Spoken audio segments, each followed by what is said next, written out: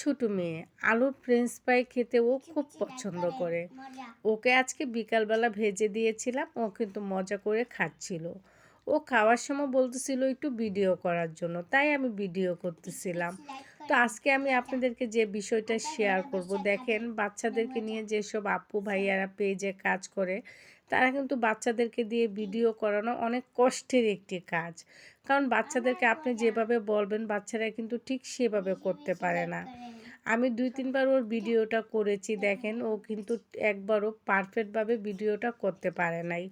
আমি এই ভিডিওটা আপনাদের মাঝে এইজন্য আপলোড দিয়েছি, যেসব ভাই বোনেরা ছোট বাচ্চাদের ভিডিও দেখে অনেক ধরনের মন্তব্য করেন, তাদের উদ্দেশ্য বলতেছি। আসলে বাচ্চাদেরকে নিয়ে যারা কাজ করে তারা কিন্তু অনেক পরিশ্রম করে বাচ্চাদেরকে নিয়ে কাজ করে। তাই বাচ্চাদের ভিডিওগুলো আমাদের সামনে আসলে আমাদের উচিত আমরা যারা পেজ নিয়ে কাজ করি তাদের ভিডিওগুলোতে লাইক করা, কমেন্ট করা, শেয়ার করা। মানে হচ্ছে কি জানেন, খুব সফট, খুব নরম, খুব মানে ওদেরকে আপনি ঝটপট একটি জিনিস জোর করে করাতে পারবেন না। ওদেরকে দিয়ে আপনি আদর সোহাগে কাজ করাতে হয়।